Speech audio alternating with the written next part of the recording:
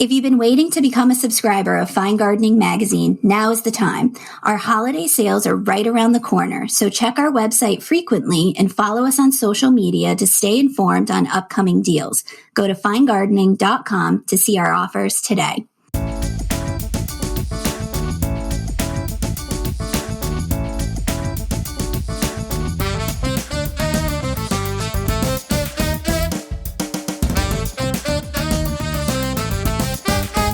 Hello and welcome to another episode of Let's Talk Politely About Plants in a Respectful Manner. I am your co-host, Steve Aiken of Fine Gardening Magazine. And I am Danielle Sherry, ready for some civil discourse, also of Fine Gardening Magazine. And today... Full-fisted civil discourse. That is right. You better get ready, Steve. Yeah. I'm going to punch you from afar. No, I'm just kidding.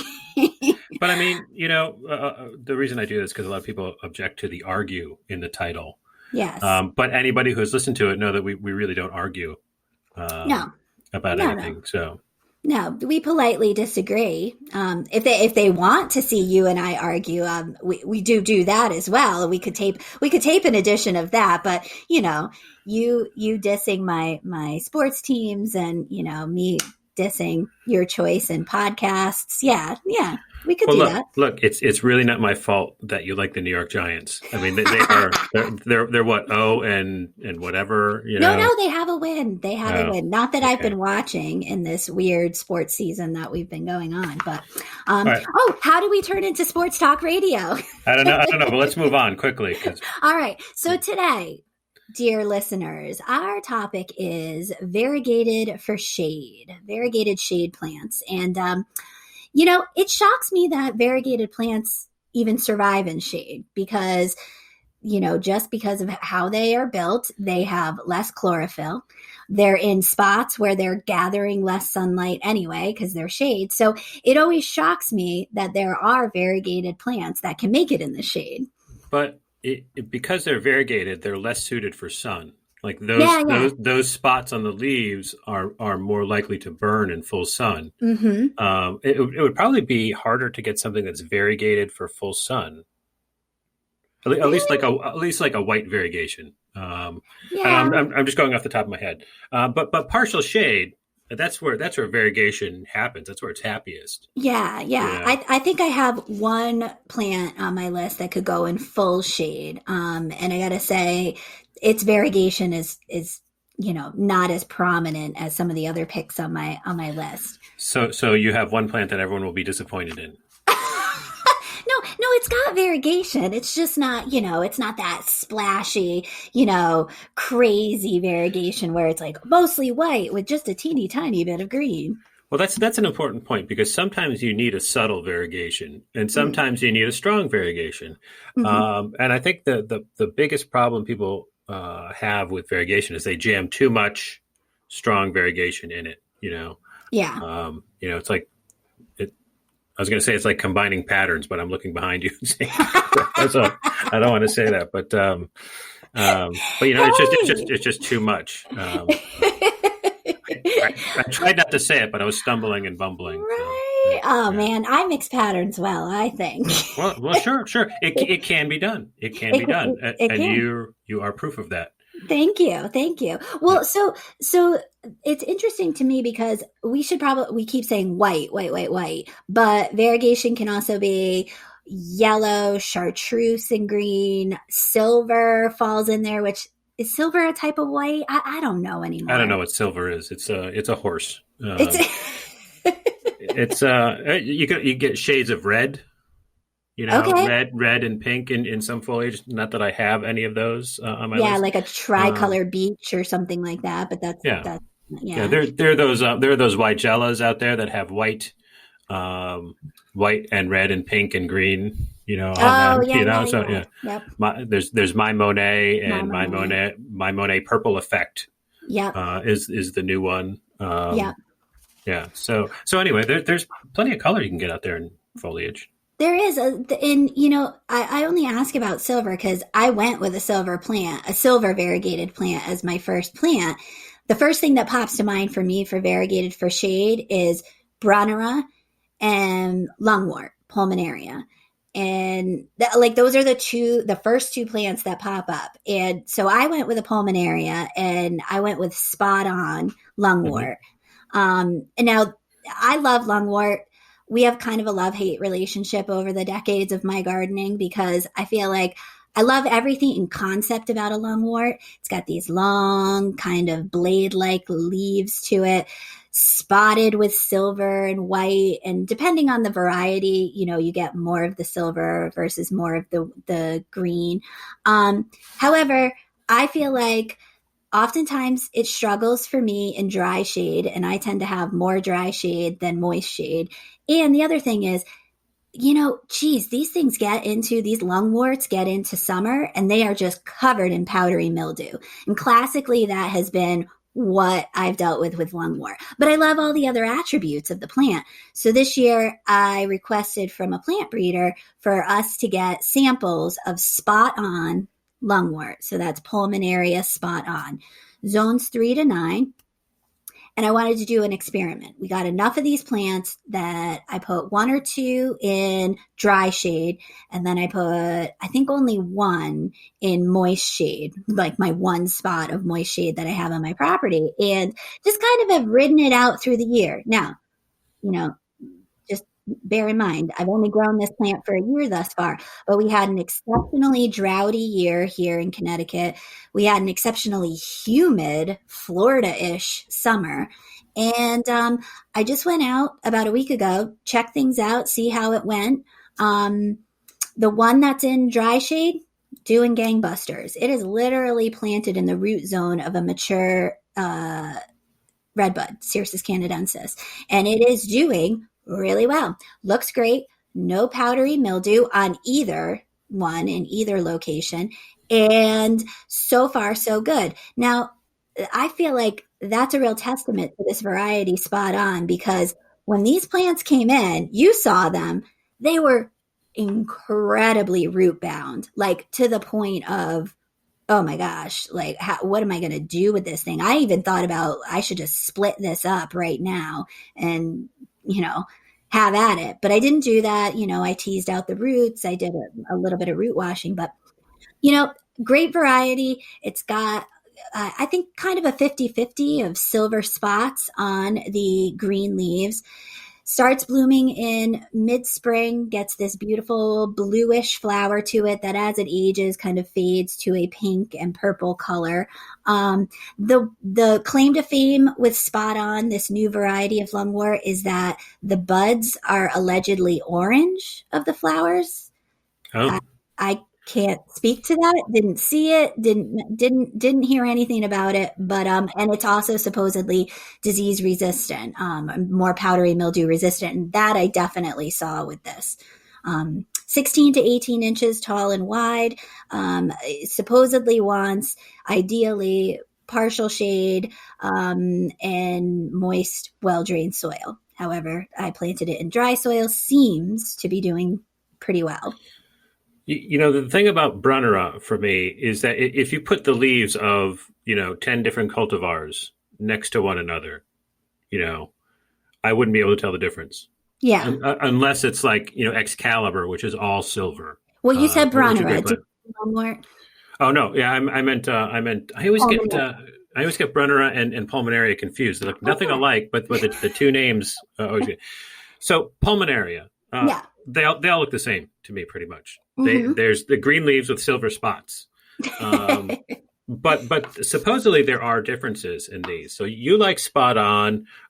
We are just in the next issue of Fine Gardening. There will be an article on silver plants, and that author recommended a different pulmonaria whose name is escaping me at the moment. I can't. Trevi Fountain is what he recommended. Oh, okay, that's right, because I've grown that one. Yeah. And then we have another one coming up in, I probably should say, in plant picks, in super cool plants, the issue after that. Because I feel like pulmonarias are gaining like a little more popularity. But honestly, I couldn't tell the difference between one or the other. Again, except for Excalibur, which has an all silver leaf. Yeah. I have Trevi Fountain has survived in an utterly neglected bed it's totally overgrown, grass invading, and it still pops up every year. So it's a tough plant. I killed Excalibur. I have another one in the back that starts out with spotted leaves, and then they go all silver. Oh. And then it gets these brown spots on it. Like, I don't know if it's a disease or what, but it all goes to heck from there. Reading that article, so we should say it's in issue 197. That's our Jan-Feb issue. It was an article written by Frank Fitzgerald, who lives out in Minnesota. He recommended the Trevi Fountain lungwort. And he had this, it was one of the most fascinating things that I've read in our magazine in a long time. He quoted Tony Avent that on a lungwort, the silver spots are actually air pockets that are designed to basically like reflect off the sun and cool the leaf, which I thought, holy cow, that's the coolest thing I've ever read. Wow. And the fact that it's called lungwort and it's got these pockets of air in it, which I know that that's not why it got the name. Apparently it used to be used to cure lung ailments. But that's just so cool, isn't it? But I think lungwort is the name from Elizabethan times. It needs an updated name. I really think we should go through a lot of these plants and just update their names, because like lungwort, sounds bad now. It's like with a lot of things, and if you read Shakespeare, like that sounds bad, but it's actually a compliment. Right. The weird way language works. We should get rid of lungwort and give it a new name. Because pulmonaria also, it sounds like a disease. Oh, he's in the hospital with pulmonaria. That's not a good name either. Any kind of pulmonary disease, I think, wow, oh, bad, very, very bad. Well, spot on lungwort, not bad. Great new cultivar thus far. I dig it. Disease resistant and has done really well in dry shade. So hey, give it a whirl. even I'm succeeding with it. Yes, even though it came in all wilty and root bound. Yeah, but looks great, and it's huge too. Like I didn't know lungworts could get that big. They're pretty big. But you mentioned pulmonaria and brunnera at the top, and I confuse them too, because when you said that, I said, oh, I should skip down to my brunnera, because I have a brunnera on my list. And these are plants that I've had some success with. Like I've killed several. I haven't killed them; they just kind of faded away because I don't think they really like the dry shade that they were in. But the one that I'm growing now and succeeding with is Alexander's Giant, and I always want to call it Alexander's Great. It's Alexander's Giant. Brunnera macrophylla, zones 3 to 8. And so it has heart-shaped leaves. Like if anybody knows Brunnera, they know the shape of the leaves. If you don't know Brunnera, it's got these heart-shaped leaves to it, like really heart-shaped. And Alexander's Giant is bigger leaved than most. So it has, the leaves are silver with like completely silver. And the only part that's green are the veins. So it looks really cool. It almost looks like reverse variegation. Yeah. And these things get to be 9 or 10 inches, big, like wide or long, or however you want to mention it. The leaves do. The plant isn't much bigger than that, but it gets these huge foliage on it, and it's just amazing. It's just a big shot of white. It can be too much in certain spots, but I have it's basically surrounded by green. And open darkness, so it looks really good in this. This is the one time where your favorite phrase "on steroids" would work, because it's Jack Frost on steroids, So everybody take a drink. But it looks just like it, but it's so much bigger. It's striking is the word that always comes to mind. With this thing, it gets the sprays of blue forget-me-not flowers, in spring. To me, they seem kind of small, because I expect everything to be big from this plant, but they're just normal sized. And the thing that really impressed me about this plant is that we had a really bad drought this summer, and I didn't see, and I don't want to jinx it, because it's probably not going to come back now next year. I didn't see any, there were no signs of drought on this plant, like no crispy edges, no shrinking, no wilting, no nothing. It just looked good all year. And I was just so impressed by that. It wants partial to full shade. I'm sure moister soil is better. I don't provide mine with any extra moisture at all. It's planted on a slope at the base of a mountain laurel, and if you take 3 steps in front of it, you're bumping into the foliage of a magnolia tree. So it's got root competition. It's got root competition. It gets little glimpses of sun in the morning. And no extra water. And this thing has just done gangbusters. So ultimately, it's supposed to get about 18 inches tall. And that sounds about right for about how big mine is. Like over 2 feet wide. So you're getting a big hunk of a plant, with these big silver in-your-face leaves. And I'm impressed with how tough it's been, given my bad experience with Hadspin cream and Jack Frost. Not bad experiences, but they just sort of petered out, and they would occasionally, send off a seedling that was green and reverted, and that was about it. And they're just eventually gone. They just drifted away. We've got a brunnera that's coming up in expert testimony too from our expert that is being recommended, and I don't remember what cultivar it is. So stay tuned, listeners, for another suggestion of a brunnera that hangs in there with the variegation. But Alexander's. I want to say Alexander is great too. Alexander's Giant was one of Richard Hockey from the Chicago Botanic Gardens top picks for his brunnera trial. So you're in good company with your suggestion there, because he trials like probably hundreds of brunneras, and that was one of his, I think, top 8. It made the top 8. So and I just hey, bigger, better. That's awesome. And the fact that it's mostly silver. But given that there is a historical figure known as Alexander the Great, don't you think this plant should be known as Alexander's Great? I think that's why I keep saying it, but it's Alexander's Giant. Yeah. Was Alexander the Great a giant? Was he a large man? No. He just conquered, most of Asia, and Well, I mean, I know what he did, but I'm asking about his physical attributes. Do we know? I don't think so. Okay. He was played by Colin Farrell in the movie, so I mean, he's pretty short. Be still my heart. But Alexander's Giant sounds like the title of a children's book.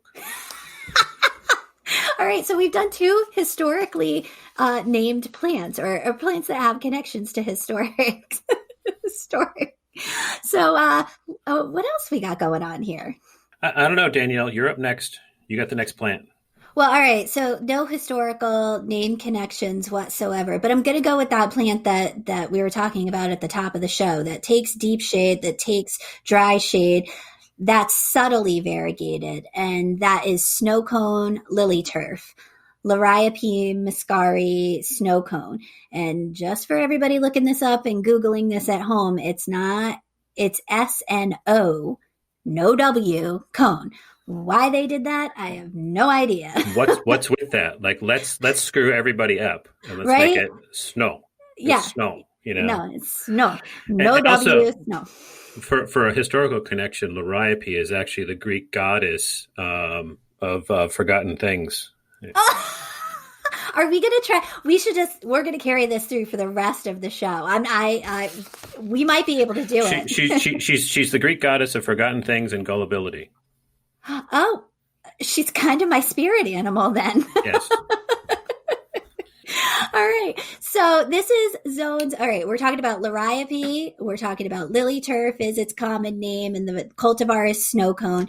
It's zone 6 to 9. It is a plant that we saw when we were touring the Juniper Level Botanic Gardens down in North Carolina, attached to Plant Delights Nursery.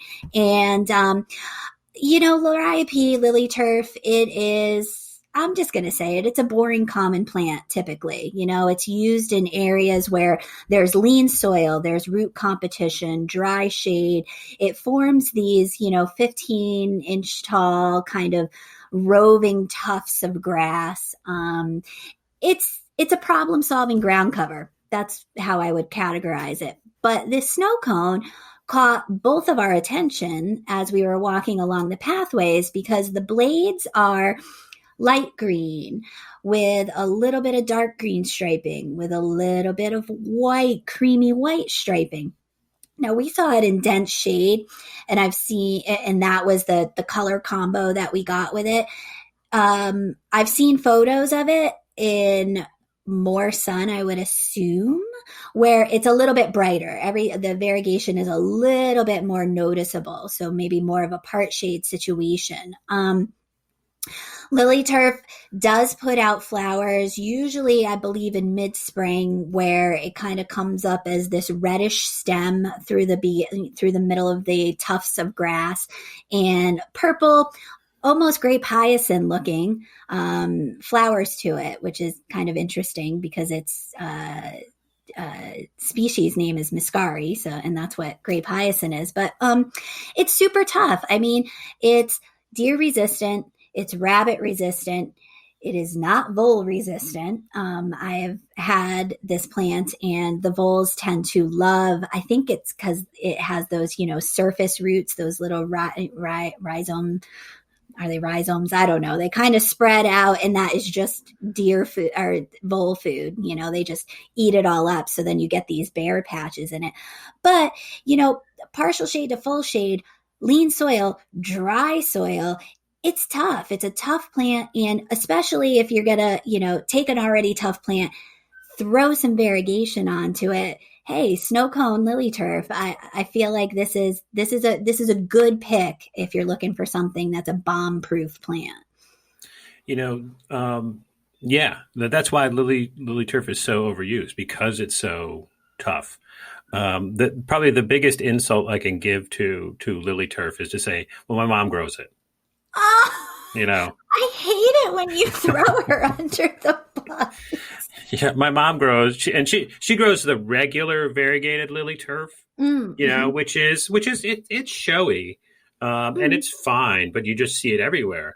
The thing that struck me about this one, if I recall when we were down there, it looked like somebody had been spray painting something above it, and it like the white paint misted down onto the leaf. It's an unusual variegation because it's not a stripe or anything or spots or anything. It's more like a mist.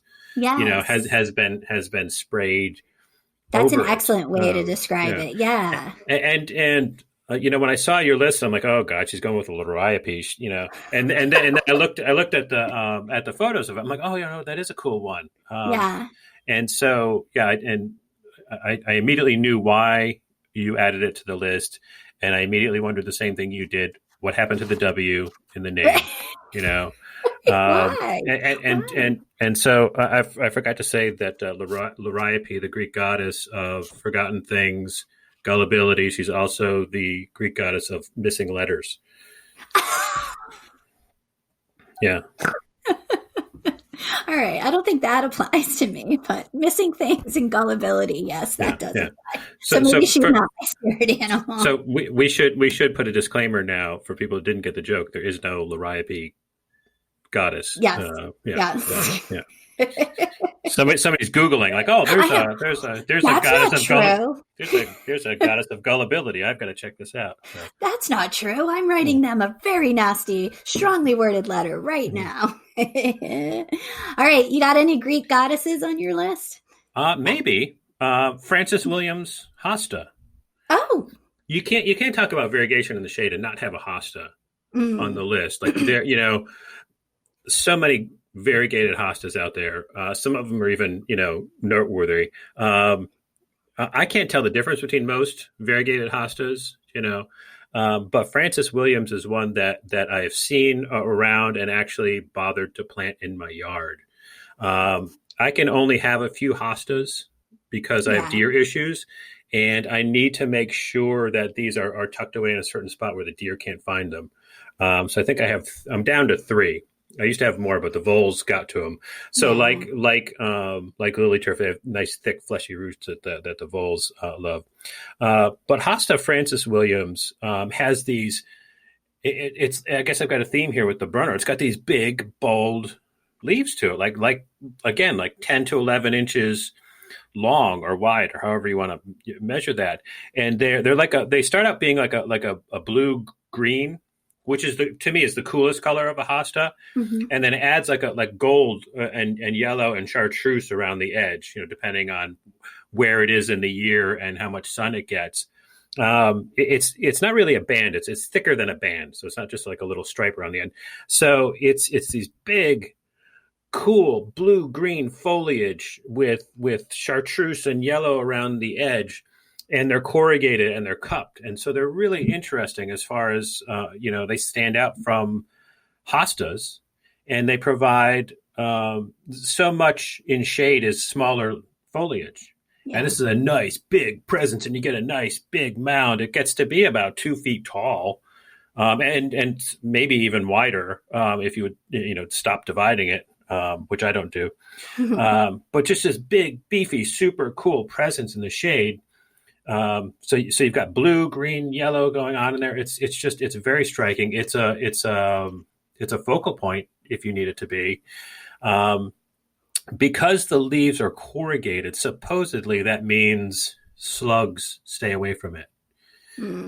I even read somewhere that the deer are less likely to eat this one. I don't put any stock in that. I think it's like, do I go for the chocolate chip cookie or the oatmeal raisin? I'm more likely to go for the chocolate chip. But if there's only oatmeal raisin, I'm having me an oatmeal raisin cookie. I think that's how this goes. This plant looks great with the yellowish Haconocloas, be it all gold or aureola, because they have that color connection in the green yellow thing, but it's completely different texture and leaf shape. So they look amazing together. This would probably prefer moist soil, but hostas, I mean, they'll go anywhere. Man, I've tried to kill hostas. So short of deer and voles, you plant a hosta, you're stuck with it. But which is great. So zones 3 to 9, they grow pretty much everywhere, but Southern California, I think. You get white flowers in the summer, but I don't really pay attention to them. So, I wasn't going to include that, but I'm like, someone was out there thinking, well, does it flower? Well, yeah, you get white flowers. Mine are like July, summertime, when the kids are home from school. And they're the typical hosta flower, nothing special, but the leaves are amazing. This is why you must grow this plant. It is plant number 1 in the variegated shade list. Getting fired up over there. Must have had an extra cup of coffee. It's the leaves. They're huge and amazing. I feel like Francis Williams was the original beefy, big, bad hosta. Since then they've been like, oh, woo la la, and all these newer ginormous hostas, But I feel like Francis Williams was the original, like the OG of giant hostas and large hostas, not as big, obviously, as Woo La La and such. But when I first started gardening, it was like, oh, okay, you've got June, you've got, a few of these well-known, Patriot, these smaller hostas that were a decent size, maybe a foot tall. But then enter Francis Williams, and it was like, oh yeah, baby, this is the big bad boy of the hostas. And and I feel like still I prefer to some of those newer big hostas.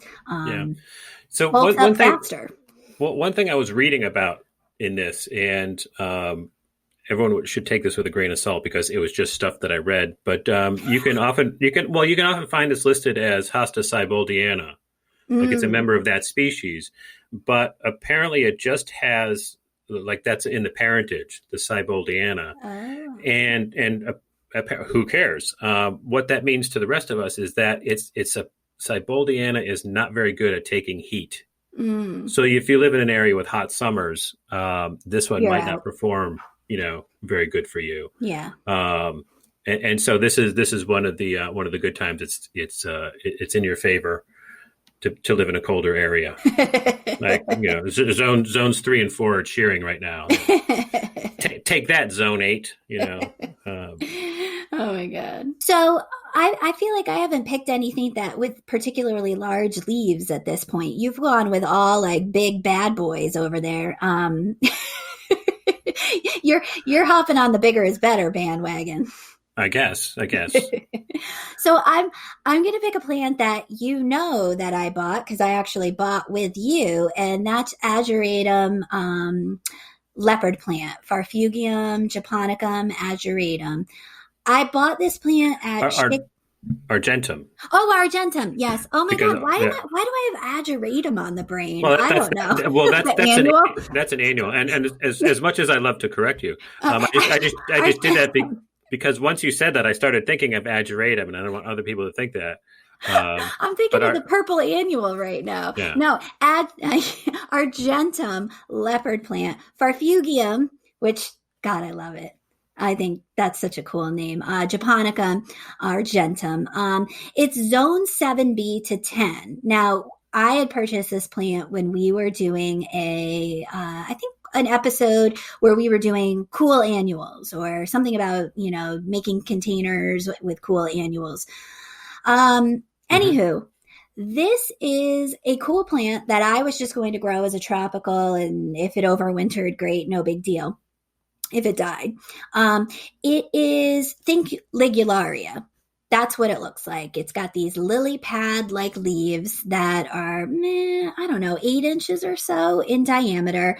And you've got, I would call it a gray base to the leaf. It's not really green. It's a bluish gray. And then random splashes of white all over these leaves. It makes a fairly decent sized plant, about 20 inches tall. On the stems of the leaves, much like lily pads, kind of thicker, a reddish brown to the stems. And it does bloom. It blooms like some of the ligularias. It gets that yellow daisy-like flower in late summer. You don't grow it for the flowers. Forget about the flowers. It's a moot point. But it's these leaves that are just incredible. Now, you had said before the liriope kind of looked like, overspray from a spray paint can. This looks like somebody was painting at your house and accidentally dropped the can of paint and it just exploded and splattered all over this plant. So that's really the look on these leaves that you get. It is striking. So I grew it in a pot. It did great in the container. And then I just couldn't bring myself because I'm in zone 6. So this thing was not surviving outside, even if I did pop it in the ground. So I popped it out. I threw it in the basement. I kept it moderately moist. Now I've got a cool basement. And I dragged it out. I think this year, it could have been last year, dragged it out and it was pitiful. But it all of a sudden, one teeny tiny leaf appeared as I started watering it and putting it outside. And I thought, all right, well, I'll just stick it in the shade area, my limited shade area, and see what it does. And it actually bulked up again rather quickly. I don't think it reached 20 inches this year, but it was a good foot tall or so. And those leaves, just against everything else in the shade garden, it was a focal point plant for sure. So basically partial shade for this guy. It wants moist, well-drained soil. It actually also wants rich soil. I am borderline in all of those areas. So I didn't actually give it what it wanted. So maybe if I had, it would have bulked up a little bit more. Thus far, I have not dragged it back inside again this year. I'm going to have to dig it out and bring it back into the basement and see what happens. It went through the drought relatively well too. So that was a pleasant surprise. But yeah, Argentum leopard plant, which is Farfugium, is the genus. Really, really liked it. So when you overwintered it, did you do like the bare bulb or did you keep it in soil? No, I just kept it in the soil. I didn't even cut it back. So it basically just looked like this dead thing in a pot all winter long. With my husband wanting to throw it out, going, that thing's dead. It's not dead. It's just dormant. It is. It's sleeping. Does it have a glossy leaf to it, or is it? I would call it a matte finish. It's not super glossy. A lot of ligularias and farfugium, for that matter, have that gloss. They almost look like they got sprayed with pledge, the dust off pledge. But this doesn't. It's more matte and less cupping. I feel like a lot of the leaves of the farfugiums, other varieties, are more cupped, kind of a downward cup where you kind of get this jellyfish look to the leaf. These are more flat with a little bit of a wavy edge around the outside. So really definitely reminds me of a lily pad or a lotus leaf to it. But again, gray with white splashes. You when we did the containers, and then we posted pictures of our containers, online. Everyone liked yours better than mine for a lot of reasons. But it was that farfugium that stood out for a lot of people. Like, oh, what is that? It does. And I have just the plain green one that looks like a jellyfish. And when you said that, I'm like, yeah, that's exactly what it looks like. And I didn't cut it back, and I didn't let it go dormant. You remember back when we had an office, that I had it sitting in the window, of the office, and everyone would come in and comment on how sad it looked, and it's had like white fly or some other thing, on it. I'm like, yeah. I'd have to dust the leaves, but it came through just fine. But I always wish that I'd gotten the version that you got, Argentum, and because I must constantly make classic rock references. Anybody out there who knows like the late '70s, early '80s classic rock band Argent. They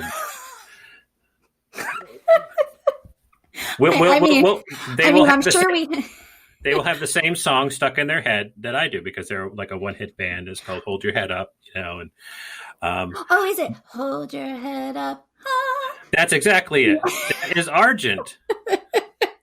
Okay, that's pretty scary, because I'm pretty sure that song came out before I was born, but I know it. Yeah. I know it. And I believe that we probably have a lot of crossover fans from Let's Argue About Plants and Argent. Could be, but that's all I keep thinking of when just same way I think of, Alexander the Great. When we're doing Argentum, all I think of is Argent, and Rod Argent being the lead member of that band. You are a wealth of of non-essential music history. That knowledge that I just dropped on everyone has never come in handy, and it's never even been able to be worked into conversation before. So I've got into conversation. At some point, it's going to come in handy and be useful, like on my deathbed. There you go. Like, Dad, like one last thing you got to tell me. Who sang that song, Hold Your Head Up? It was Argent, son. Argent. Rod Argent was the leader of the band. And like those would be my final words. Oh my God, your poor family. Right. But I needed to make a music segue to my next plant. Oh, okay, all right. Which is its name is Beatlemania. And I think I've talked about this plant way back when, one of the early episodes of it. This is Beatlemania sedge. So it's a carex. Rant, carex alert, rant.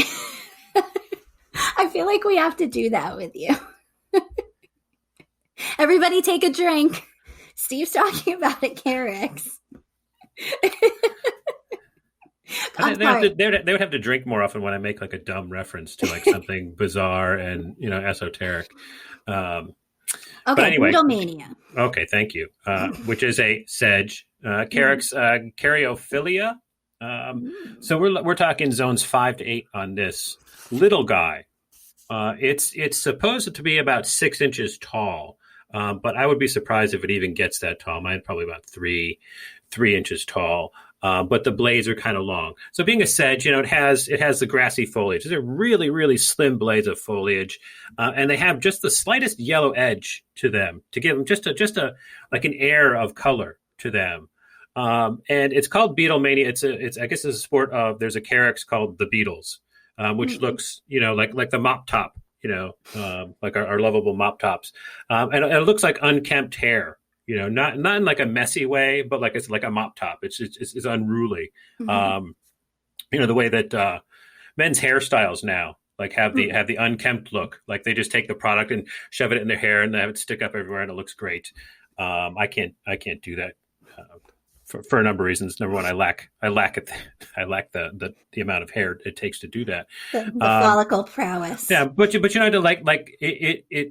looks messy, but it looks good. And that's kind of this thing. And like I said, it has just that yellow edge to it, and really, really fine foliage, and it's supposed to form a clump. And so it's supposed to look like, it's sitting on the top of George Harrison's head or something like that. Like a toupee, like a little toupee. That's what it's supposed to do. Okay. Mine doesn't know that it's supposed to do that. Mine's growing in more of a mass. And it's sort of jumped the edge and is now into the path, and it's on the other side of the path. And these have grown into a mass of this sort of unruly grassy foliage. It has like a wonderful natural vibe to it. Mm-hmm. And like I said, this is a good area where you need a little bit of color, but not a ton of color. So if it was at the base of something that had like a stronger yellow variegation to it, like Francis William hosta, mine is actually growing at the base of my Alexander's giant brunnera. That's one of the places it grows. It seems very dainty and delicate, and I was worried that this thing would not survive. This is a tough plant. I got it at the first Super Cool plant sale we ever had, and it came in these dinky little 4-inch containers. And I brought it home, and I'm like, oh, this poor thing, it'll never survive. So I put it in some containers, put it in my containers to edge out and let it bulk up for the season. Then in fall, I replanted it. And I had like some little sprigs, as I was putting it in, like it had like two blades of foliage and some roots. And so I stuck those in the ground like, oh, they'll never live. But, at least I tried. Oh, no, they lived. They lived. And so these things have become these wonderful masses of foliage. And I'm at the point now where I'm going to start digging them up and dividing them, not sharing them with anyone, but just dividing them amongst my place. So, we have the drought that we've always referring to this summer. And the ones that I've had in the shade are just fine. I have another area of them down that gets a little bit more sun. Okay. I would say it's more sun than shade. And those seem a little bit fried, but they're hanging in there. Like I'm not worried about them coming back next year. I think they will come back. Did you have to give them any supplemental water through this drought at all? I might have had to, but I didn't. Okay. I don't, they're on their own. I gotcha. But just a wonderful, tough, cute little guy, of a plant. It's that finishing touch, that you often need in a bed. Like I said, just has that air of yellow about it. Beatlemania. I think, I don't have the disdain that I pretend to have for Carex. I really don't. But if I'm going to choose a Carex, I think I want one of the smaller ones because the texture, I don't know, there's something about when you have a smaller Carex with that really, really fine texture and it masses out. It's striking. I feel like it's much more interesting than say like, one of the larger Carex. I used to tout Ice Dance all the time. It's a larger Carex. And, I've started to shy away from it because it's kind of beastly and it's kind of boring. And, I like it a little bit, but I think I would like something smaller, that's those teeny tinier ones with that detail and that texture that I might ask for a division or two from you. Mark, you got it. You have to offer up something in trade. And we'll meet at the bridge, at midnight, and I'll shove my plans forward and you'll shove your plans forward and then we'll take them and put them back in our vans and go back in the other direction, like a kidnapping exchange. Yeah. Nice. All right. Deal. Okay. So truth be told, we're pulling back the curtain here. We usually see each other's lists before this recording.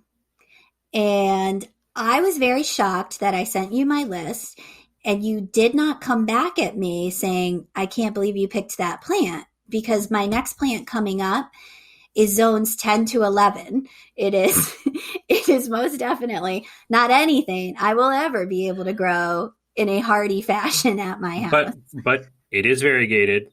It does grow in it does grow in the shade. True. It is a plant. True. Yeah. Very true. And it almost has a rock and roll name. It really, oh my gosh. It does. So for those reasons, share away. Metallic, not Metallica, begonia. So this is metallic begonia. It's begonia acontifolia? Acontifolia? Aconitifolia? Aconitifolia? No, there's not an extra I. No, All right. Okay. No. Okay. Something like that. So something like that. Yeah. Okay.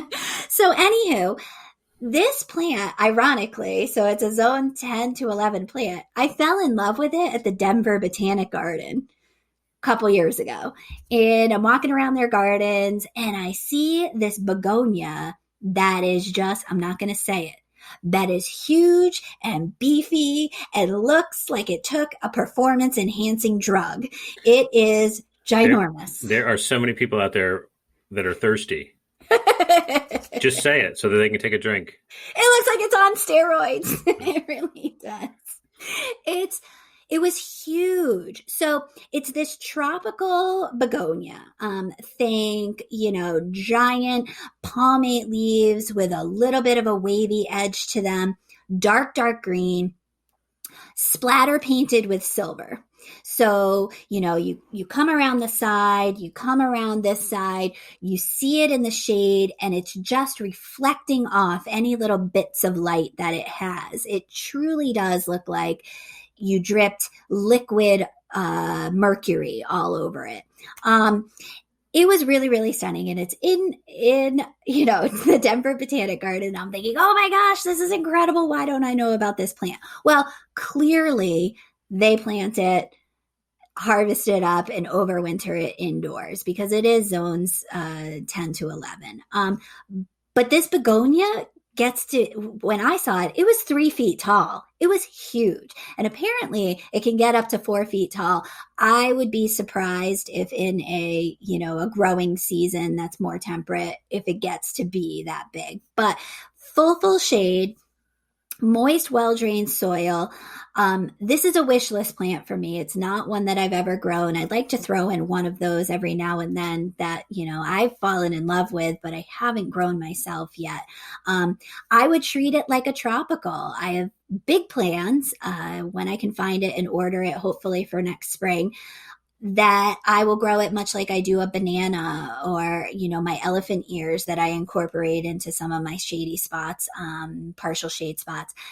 Throw it in there. And clearly, I saw this in late June in the Denver Botanic Garden. Now, who knows? They could have just kept it as a houseplant, which you can do with this begonia. It doesn't have a chilling requirement as a houseplant, and then they just throw it out. So it's already beefy and big and, bold. But I really need this plant. Oh, I didn't even mention the canes, and the other common name for this is cane begonia. The canes or stalks on this begonia are almost bamboo-like, more succulent, but they're thick, and they kind of have a little bit of like a hair, a reddish woolliness to the stems. It gets pink flowers. I didn't see it flowering. I think it's kind of like a hosta. You don't grow it for the flowers. You grow this bad boy for its foliage. I love it, even though it reminds me of a band that I don't really love. Oh, hey. They're in the Hall of Fame. Like, you don't have to diss them. There's no need for that. They're not everybody's cup of tea, but you don't have to be mean about it. That begonia is actually one of the two parents of the angel wing begonia. Like that whole thing. Like that's part of its heritage. Cool. Like begonias are they're not easy to grow as houseplants, but if their needs are met, they do just fine indoors, and their needs are not, incredibly, like a humid, moist soil, but not, I think you're supposed to let them dry out in between waterings, but not bone dry, but like it doesn't have to be constantly sitting in water. So it sounds like a great plant, to give a try to. Yeah. But they are members of the cane begonia family. There's all these different families of begonias, Rex begonias, rhizomatic begonias, whatever. These are cane begonias, so they have those canes with the red woolly hair. With the red woolly hair, it's a really striking plant. Metallic begonia. It's on my wish list, which I probably should have saved it for that episode that we do in December, but it's on my wish list and I'm doing it now. Okay, so my last plant is a Solomon seal, Polygonatum. If you're not familiar with Polygonatum, it's a wonderful shade plant. It has these stems that shoot up maybe about a foot and a half, and then start to arch over. And underneath them, it's pendulous little flowers in spring. And the foliage is, what do you call it? They're long and narrow, but rounded, they would be ovals, I have to look in the book to see whether that's ovate or, whatever it is. Let's go with ovate. Whatever. Look at a picture, you'll see it. Normally you can get variegation on it, and there's a variegated form out there that's really popular, and it's a great plant. It spreads by rhizomes, has a really thick rhizomes, a really tough plant. I found, and they've been doing a lot of wonderful things with the variegation. We're seeing a lot more different types of variegation in this plant, and the one that really catches my eye is called Byakko. Byakko is the cultivar name. It translates in Japanese to tiger something. I forget what. Tiger King. I don't know. But there's really nothing tiger-like about this plant. But it's Byakko Solomon seal. It's Polygonatum odoratum, and zones 4 to 9. And so these stems that go up and over on this cultivar are red. The red stems. They're not brown stems that look red when the sun hits them at a certain angle. They're actually red. Those are red stems. They're so red that even I noticed them. And then from those stems, you get the normal green leaves. But then after the leaves pop out, you wait like a week or so, and then the leaves start to turn white. They come out coming out from the stem. It's just solid white coming out, on the leaves. And this is like real white. It's not like creamy white, or off white. Or yellowish white. This is like pure white, light from heaven white, like new socks white. They'll never be that white again. It's like that kind of white, and it goes out from the stem out towards the edge of the leaf, and it's amazing. It's hard to not look at this. It is so striking and so eye catching. As your plants get older, the variegation gets more and more. So if you buy a new plant and you're like, this isn't variegated, just wait a few years. It gets more and more. Deer will eat it. This is why I'm very limited on the polygonatums I can grow. But other than that, that's kind of the only problem with it, is that the deer eat it. Partial shade, would love moist, rich soil, but it doesn't seem to complain that that's not what I serve. Expect it to get over a foot and a half, not quite 2 feet. So let's say 16, 18 inches tall, maybe about 2 feet wide. It just forms this striking green and white mass that is just wonderful to look at. And I saw it, again, we keep coming back to Frank Fitzgerald's garden, who has the article, the upcoming issue of Fine Gardening on silver plants. And if you go to the website, you will see a photo from Frank's garden of this plant. With it, it's reaching over, and planted underneath it is some pulmonaria with green leaves and silver spots. So you have this really bright white that's toned down by the silver of the pulmonaria. And so I have no musical references or Greek goddesses to make up for this plant, but just an amazing, super cool plant. So I have a question, because I've got Polygonatum odoratum variegatum, just the straight variegated. That's the only only Solomon seal that I have. It bums me out because I wish I had gotten Byakko, because the variegation is so much more striking. But you can have both. You can grow both. Yeah, it's okay. I can't. My shade garden is about yay big, and my shade garden where the deer won't find it is about even like this big. But I have a question. So is it fragrant? Are the blossoms fragrant, like on the straight variegated? You would if they are, you would have to probably stick your nose into it and inhale to get it. I mean, the species name is odoratum. Odoratum, so sometimes it's a variety biflorum. The names are kind of good, but it's not like you're going to walk by it and smell it. Okay, all right, gotcha. So you're not missing out on that front. Okay, I still want it. And now, because everything sounds better with a British accent, here's Peter with his thoughts on variegation. Green is the colour of plant health. If your plant's leaves are green, then all is well. What then are we to make of variegated foliage? Attractive, certainly. But is all well within the leaf? Is it less strong because it isn't all green? Well, yes. All green foliage on a plant will outgrow variegated leaves and take over the plant. Green in a leaf shows the presence of chlorophyll, which drives plant growth. But less strong doesn't mean less healthy. The non-green parts of a leaf are functioning just fine. They just aren't as good at photosynthesis. Many of the members of my local gym are much better at tossing around barbells and basketballs than I am. But that doesn't make them any healthier.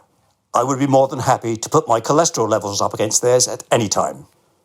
As variegated leaves aren't necessarily great with the whole converting sunlight into energy thing, if they find themselves in too much shade, the green parts of the leaves will take over so that the plant has a chance of surviving. In too much sun, variegated parts of leaves can get scorched, but planted in just the right spot, variegated leaves absolutely shine. Well, all this talk of music and Beatlemania, for crying out loud, I thought Peter was going to go there, but he didn't. Maybe that's for the best. Maybe our expert will go there. Is she British? No, I don't believe she is. Let's see who we've got up next on expert testimony. Hi, my name is Susan Calhoun from Plants Woman Design. I run a design build firm on Bainbridge Island, Washington. I'm happy to join the podcast today about variegated plants for the shade. I know that Danielle and Steve love to argue about plants, so I will give them a couple of new ones to argue about. The first plant I'd like to talk about is Brunnera macrophylla variegata. This is a great brunnera that has big, wide bands of color on it. It's not like the other brunneras that have netting or kind of thin veins of color on them. This one is very, very bold. It grows in almost complete shade, 4 to 6 inches, sometimes up to 10 inches tall, and it's not invasive, so it doesn't spread around a lot. It looks great at the end of a path. It really draws you down there because you can see it from a good distance away. Another cool plant is called Hydrangea scandens fragrant splash. This hydrangea is variegated. It's got green and white on the leaves, but it also will get black on the leaves. So it can have 3 colors going on at the same time on this little plant. It's about 4 feet tall, so it doesn't get very big, and has a white hydrangea style flower on top of it. It also is fragrant, so that is really cool. Blooming in early spring, it smells great when you're walking down a path. It's hardy to zone 7 through 10, so it's a great plant for the shade. Who says variegation has to be green and white? Lamium maculatum aureum is a great ground cover, and the leaves on it are bright green with a little bit of white and a little bit of dark green on them. In the shade, it really, really glows. It also has purple flowers on it that bloom late spring and all the way through summer. It's hardy to zone 4 to zone 7 and grows great in either part sun or part shade. Last but not least is a hardy impatient. Impatiens Omiana ice storm is a super cool plant. It grows to be about 6 inches tall and has variegated leaves that have a little bit of silver cast to them. They have a dark green ribbing on them. The veins are dark green, and then it has some silver on top of them. It's really cool because it blooms in the fall, which is a great time to have something start blooming when everything else is starting to die off. And it has an orchid-like flower that's a soft little buttercup yellow. It's only hardy zone 7 to zone 9, so it's a little bit more tender than some of the other plants, but it's well worth its place in your garden. It's not invasive like some impatiens can be, but it is a beautiful plant for your shady garden. Okay, that's all from Susan Calhoun out here in the Pacific Northwest. I've enjoyed being on this podcast about variegated plants for the shade and would love to connect with you on social media if you ever would like to. Instagram is plantswomannw. I'm also available on plantswomandesign.com and on my Facebook page, Plantswoman Design. Look forward to doing it again, Danielle and Steve. Bye. Oh man, that Impatiens ice storm sounded incredible. I'm going to have to add that onto my wish list along with metallic begonia. I really love how you're previewing our upcoming episodes. I really am. Stay tuned. We've got another one coming up in 2 weeks.